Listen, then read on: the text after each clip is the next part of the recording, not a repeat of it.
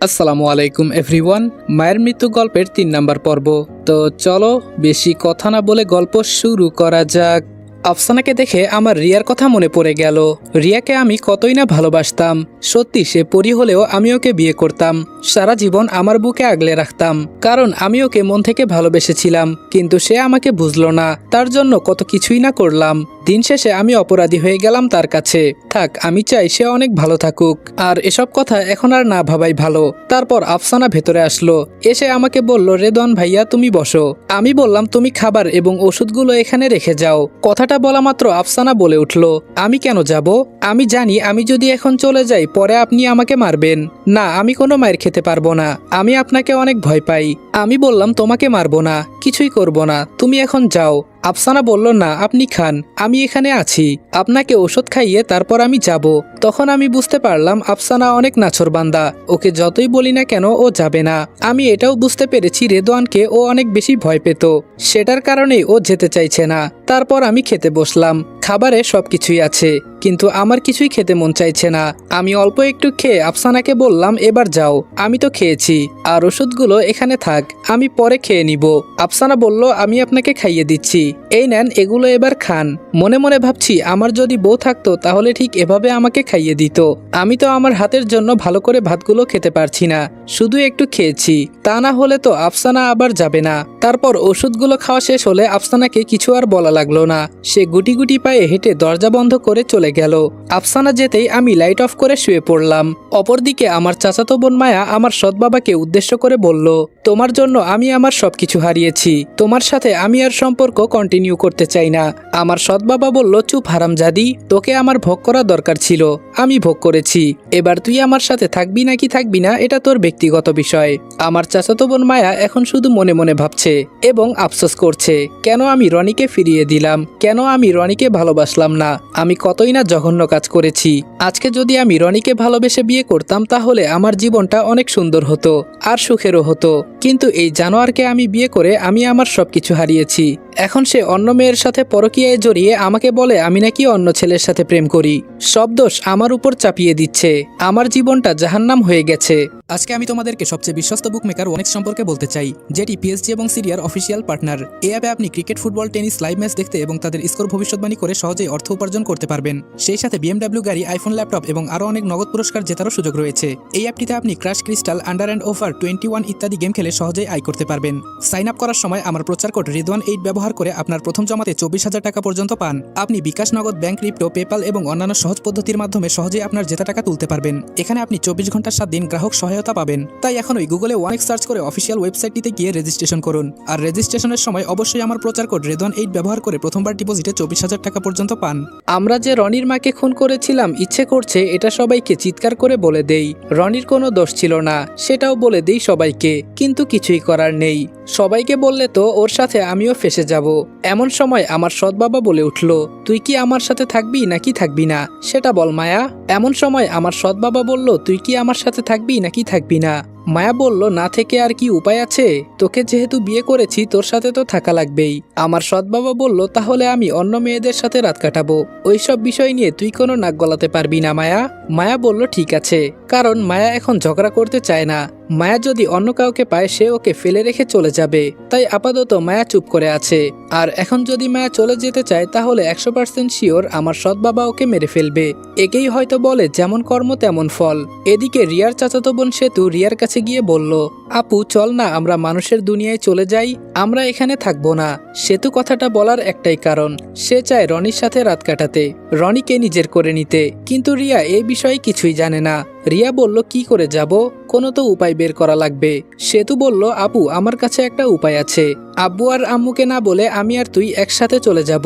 ওই বইয়ের একটা লাইন লেখা আছে, ওই লাইনে আমি এমন কিছু দেখেছি যেটা পড়ার মাধ্যমে মানব দুনিয়াতে যাওয়া যাবে। রিয়া বলল, সত্যি বলছিস তুই? সেতু বলল, হুম। রিয়া বলল, তাহলে ঠিক আছে, আজকে রাতে আমি আর তুই একসাথেই পরীর রাজ্য ছেড়ে চলে যাব। কিন্তু তুই কেন যাবি? তুই ওখানে গিয়ে কি করবি? সেতু বলল, আমি শুধু দেখতে যাব সেখানে মানুষগুলো কেমন, পরিবেশটা কেমন। রিয়া মনে মনে ভাবছে সেতু হয়তো এজন্যই যাচ্ছে, কিন্তু রিয়া তো আর জানে না রনির জন্য যাচ্ছে।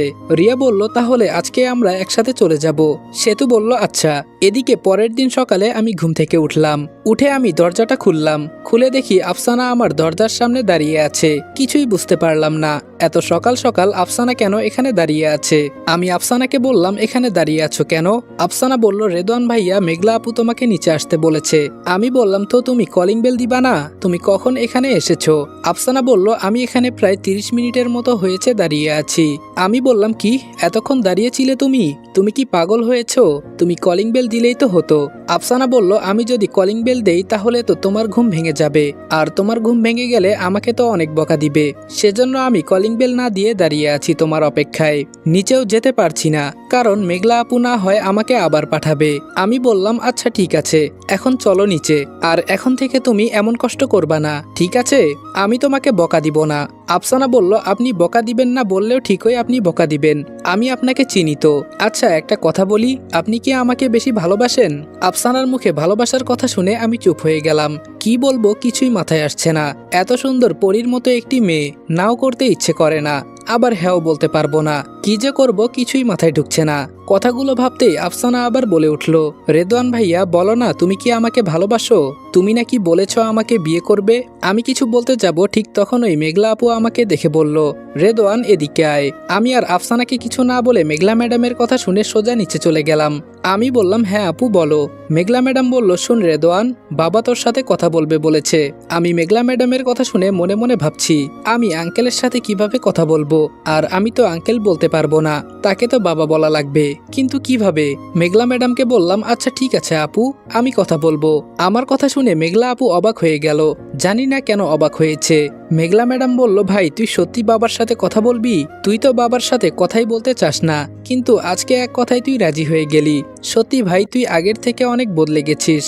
মেঘলা ম্যাডামের কথা শুনে বুঝতে পারলাম রেদওয়ান হয়তোবা তার বাবার সাথে কথা বলতো না, হয়তো তাদের মধ্যে কোনো মান অভিমান হয়েছে। তবে এখন একটা কথা মনে মনে ভাবছি, যখন আমি ওনার সাথে কথা বলবো কিভাবে কি বলবো, আচ্ছা দেখা যাক কি হয়। তারপর সকালের নাস্তা সবাই একসাথে করে নিলাম। আম্মু আমাকে বলল, রেদওয়ান তোর বাবা তো এখন দেশের বাহিরে, তাই আমাদের অফিসের কাজগুলো তোকেই করা লাগবে। মেঘলা এতদিন অনেক কষ্ট করেছে, একদিকে ওর প্রফেশন, অন্যদিকে আবার ব্যবসাগুলো সামলানো, ওর জন্য অনেক কষ্টকর হয়ে উঠেছে সবকিছু। মেঘলা ম্যাডাম বলল, আম্মু একদম ঠিক কথা বলেছো। আমি মাত্রই কথাটা রেদওয়ানকে বলতাম, কিন্তু তার আগেই তুমি বলে দিয়েছো। আমি মনে মনে ভাবছি আমি কি থেকে কি করব। আমি যে এসবের কিছুই জানি না, আমি কিছুই বুঝি না। আপনাদের কিসের ব্যবসা সেটাও তো আমি জানি না। মেঘলা ম্যাডাম বলল, আজকে কিন্তু তুই অফিসে যাবি, আমি যেতে পারবো না, আমার কাজ আছে। আমি বললাম, কিন্তু আমি তো। তখন আম্মু বলে উঠল, কোনো কিন্তু না, তোকেই যাওয়া লাগবে। যেহেতু তোর বাবা এখন নেই, সেহেতু ব্যবসাটা এখন তোকেই দেখতে হবে। আমাদের এত বড় বিজনেস কে দেখবে তুই না দেখলে? আমি বললাম, আচ্ছা ঠিক আছে যাব। আমি তো যাব বলে দিলাম, কিন্তু কোথায় যাব, কি বা করব, কিছুই তো আমি জানি না। তখনই মাথায় একটা বুদ্ধি আসলো। আমি বললাম, তাহলে আমার সাথে আজকে আফসানাকেও যেতে হবে। তারা তো কথাটা শুনে একটু ভয় পেয়ে গেল। এমনিতেও রেদওয়ানকে ভয় পায়, রেদওয়ান যদি কিছু বলে সেটা যদি না করে তাহলে তো আফসানাকে বকা দিবে। আম্মু বলল, ঠিক আছে, আফসানা তো বসেই আছে, আর এমনিতেও আফসানা তো তোর সাথেই যাবে। একদিন তো আফসানা আর তোকেই সবকিছু দেখতে হবে। উনাদের এসব কথা শুনে আমি তো অবাক হই বরাবরের মতোই, কারণ আমার কাছে মনে হচ্ছে আমি যেন সবার সাথে অভিনয় করছি, কাউকে আমার মনের কথা বুঝাতে পারছি না। আমি রেদওয়ান না, আমি হচ্ছি রনি, এটা কাউকে আমি বুঝিয়ে উঠতে পারছি না। আপাতত রেদওয়ানকে খোঁজা পর্যন্ত আমাকে রেদওয়ান হয়ে থাকা লাগবে, এছাড়া আর কোনো উপায় নেই। তারপর আমি আফসানাকে বললাম, তুমি রেডি হয়ে নাও, আমি রুমে যাচ্ছি। আমি রেডি হয়ে দুইজন একসাথে বের হব। তারপর কথা অনুযায়ী রেডি হয়ে নিচে আসলাম। নিচে এসে দেখি গাড়ি দাঁড়িয়ে আছে। গাড়ির ড্রাইভার দরজাটা খুলে দিয়ে বলল, রেদওয়ান স্যার এখানে বসুন, আপনার অপেক্ষায় আমি দাঁড়িয়ে আছি। আঙ্কেল আমাকে কল করে বলে দিয়েছে আজকে থেকে আপনি অফিসে জয়েন করবেন। আমি বুঝতে পারছি মেঘলা ম্যাডামরা অনেক টাকার মালিক, আর ওনাদের স্ট্যাটাস অনেক হাই, কিন্তু এই গরিবের কপালে কি আর এসব আছে? আমার মতো অনাথ একটা ছেলে এত কিছুর আশা রাখে না, কিন্তু তাও কপালে থাকার কারণে আজকে এই স্থানে আসলাম। তবে স্থানটা আমার না, আমি শুধু এসেছি ওনাদের খেদমত করতে। রেদওয়ানকে ফিরে পাওয়া পর্যন্ত আমি ওনাদের সবার খেয়াল রাখবো, কারণ আমার পাশে যখন কেউ ছিল না তখন মেঘলা ম্যাডাম আমার পাশে দাঁড়িয়েছে। নিজের ভাই মনে করে হোক আর যেভাবেই হোক আমাকে তো মুক্ত করেছে, আমার পাশে তিনি দাঁড়িয়েছে। এর থেকে বেশি কিছু আমি জানি না, জানতেও চাই না। তারপর গাড়িতে আমি আর আফসানা বসে পড়লাম। ড্রাইভার গাড়িটা ছেড়ে দিল। কিছু দূর যেতেই রাস্তার পাশে একটা ফুচকার দোকান দেখে আফসানা বলে উঠল, রেদওয়ান ভাইয়া, আমি কি তোমাকে একটা কথা বলতে পারি? কিন্তু আমার ভয় করছে। আমি বললাম, কিসের ভয়? তোমাকে না বলেছি আমাকে ভয় পাওয়া লাগবে না। আফসানা বলল, আমার ফুচকা খেতে খুব ইচ্ছে করছে, তুমি কি আমাকে ফুচকা খাওয়াবে? আমি বললাম ঠিক আছে। তারপর আমি ড্রাইভারকে ফুচকার দোকানের সামনে গাড়ি দাঁড় করাতে বললাম। ড্রাইভার বলল, স্যার অফিসে তো টাইম হয়ে যাচ্ছে। আমি বললাম, তোমাকে ওইসব নিয়ে চিন্তা করতে হবে না, তোমাকে যেটা বলেছি তুমি সেটা করো। আফসানা তো আমার এমন কর্মকাণ্ড দেখে মনে মনে অবাক। সে ভাবছে রেদওয়ান ভাইয়ের হঠাৎ কি হলো, আমার এক কথায় রাজি হয়ে গেছে, আবার আমাকে বকাও দিচ্ছে না, উল্টা আমার জন্য ড্রাইভারকে বকা দিচ্ছে। তারপর গাড়ি থেকে নামলাম। আমি আফসানাকে বললাম, তুমি ফুচকা কতটুকু খাবা? আফসানা বলল, আমার তো সবগুলো খেতে ইচ্ছে করছে, কিন্তু আপাতত 5 প্লেট খেতে পারলেই হবে। আমি অবাক হয়ে বললাম, তুমি এতগুলা খেতে পারবা? আফসানা বলল, হ্যাঁ, কেন পারবো না? আপনি জানেন না, মেয়ে মানুষের সবচেয়ে বেশি পছন্দ হচ্ছে ফুচকা। ফুচকা পেলে আর কিছুই লাগে না। আমি বললাম, আচ্ছা ঠিক আছে, তুমি যত ইচ্ছা তত খাও। তারপর আমি ফুচকাওয়ালা মামাকে বললাম, এই যে মামা, সুন্দর করে 2 প্লেট ফুচকা দিন। মামা তো আমার দিকে তাকিয়ে আছে আর বলছে, রেদওয়ান সাহেব, আপনি এতদিন পরে আসলেন, কতদিন আপনাকে দেখি না। আফসানা বলল, মামা, উনাকে আপনি চিনেন? ফুচকাওয়ালা মামা বলল, উনার জন্যই তো আজকে আমি এই দোকানটা দিতে পেরেছি। উনি যদি আমাকে সাহায্য না করতো তাহলে তো আমি এই দোকান দিতে পারতাম না। এদিকে আমি যে ফুচকার অর্ডার দিয়েছি, আমার তো মানিব্যাগে টাকাই নেই। যাক বাবা, বাঁচা গেল। রেদওয়ানের পরিচিত হওয়ার কারণে হয়তোবা টাকা দেওয়া লাগবে না। মনে মনে খুশি লাগছে। ফুচকাওয়ালা মামা বলল, আপনারা 2টা মিনিট বসেন, আমি সুন্দর করে আপনাদের জন্য ফুচকা বানিয়ে আনছি। একটু পরে 2 প্লেট ফুচকা এনে দিল। আফসানা তো খুব মজা করে খাচ্ছে, আর আমি একদৃষ্টিতে আফসানার দিকে তাকিয়ে আছি। মেয়েটি কত সুন্দর করে খাচ্ছে, কিন্তু পর্দা করায় কিছুই দেখা যাচ্ছে না। ওর লুকিয়ে লুকিয়ে খাওয়া আমার কাছে অনেকটাই ভালো লাগছে। কত সুন্দর করে লুকিয়ে লুকিয়ে খাচ্ছে, যেন কেউ ওর চেহারাটা না দেখে। তখনই আফসানা বলে উঠল, ভাইয়া তুমি খাবা না? আমি বললাম, না, আমি খাবো না, তুমি খাও। আফসানা বলল, একটা খাও না প্লিজ। ওর মিষ্টি মুখের কথা শুনে আমি ভাবলাম একটা খাবো, কিন্তু হাত দিয়ে ধরতে ইচ্ছে করছে না। আমি আফসানাকে বললাম, আমি হাত দিয়ে ধরতে পারবো না। আফসানা বলল, আচ্ছা তুমি হ্যাঁ করো, আমি তোমাকে খাইয়ে দিচ্ছি। আমি বললাম, তুমি আমাকে খাইয়ে দিবে আফসানা? আফসানা বলল, হ্যাঁ, খাইয়ে দিব, তুমি তো আমার ভাই। আফসানার মুখে ভাইয়া ডাকটা কেন জানি আমার একদমই পছন্দ হচ্ছে না। আফসানা বলল, কি এত ভাবছো? এত কিছু না ভেবে হা করো। তারপর আফসানা আমাকে খাইয়ে দিল আর বলল, কেমন লাগতেছে? আমি বললাম, অনেক মজা হয়েছে। আচ্ছা, এবার তাড়াতাড়ি করে খাও, আমাদের আবার অফিসে যাওয়া লাগবে। তারপর আফসানা খাওয়া শেষে আমি মামাকে বললাম, তোমাকে কত টাকা দিব? ফুচকাওয়ালা মামা বলল, কি যে বলেন সাহেব, আমি আপনার থেকে টাকা নিব? এটা আমি কখনোই পারবো না, আর আপনার থেকে টাকা নিব না এটা আপনি ভালো করেই জানেন। আপনি যদি আমাকে টাকা দেন আমি খুবই কষ্ট পাবো। মনে মনে আমি খুশি হলাম, কারণ আমার কাছে তো এমনিতেও টাকা নেই। তারপর ফুচকাওয়ালা মামাকে বিদায় দিলাম। মামা বলল, রেদওয়ান সাহেব আবার আসবেন। তারপর গাড়িতে উঠে সোজা অফিসের উদ্দেশ্যে রওনা হয়ে গেলাম। কত বিশাল বিশাল বিল্ডিং। আমাদের গাড়িটা একটা বিল্ডিং এর সামনে দাঁড়ালো। বিল্ডিংটা প্রায় 20 তলা হবে। ড্রাইভার বলল, স্যার এবার আপনি যান, আমি গাড়িটা রেখে আপনার জন্য অপেক্ষা করব। ভেতরে যেতেই কয়েকটা মেয়ে আর অনেকগুলো ছেলে, মধ্যবয়স্ক অনেকেই আছে, সবাই ফুল হাতে নিয়ে দাঁড়িয়ে আছে আমার জন্য। আমি ভেতরে যাওয়া মাত্রই আমার উপরে ফুল দেওয়া শুরু করলো সবাই। একজন এগিয়ে এসে আমাকে বলল, রেদওয়ান স্যার, আমি হচ্ছি রাকিব, আমি আপনার এই কোম্পানির ম্যানেজার। স্যার বলেছে আপনি আসবেন, আপনার সকল দেখাশোনা আমাকে করতে। পাশ থেকে আরেকটি মেয়ে হেঁটে আসলো। মেয়েটা দেখতে বেশ সুন্দর, কোনো নায়িকার থেকে কোনো অংশে কম না। আমাকে বলল, আমি হচ্ছি পরি। আমি একটু মস্কারা করে বললাম, আপনি পরি নাকি আপনার নাম পরি? মেয়েটা একটা হাসি দিয়ে বলল, আমার নাম পরি। আমি বললাম, কিছু মনে করবেন না, একটু মজা করলাম। পরি বলল, আরে স্যার কি যে বলছেন, আমি আবার কি মনে করব? আচ্ছা, আমার কাজ হলো আপনার কখন কি লাগবে না লাগবে, কোথাও যদি কিছু না বোঝেন বা কোনো কিছুর প্রয়োজন হয় ওইটার দেখাশোনা করা, এক কথায় অফিসে আপনার সাথেই থাকা। আমি মনে মনে ভাবছি রেদওয়ানের জন্য কত কিছুর আয়োজন করা হয়েছে, সে অনেক ভাগ্যবান। তারপর পরি আমাকে বলল, চলুন স্যার, ভেতরে চলুন, আপনাকে অফিসে সবকিছু আমি বুঝিয়ে দিব।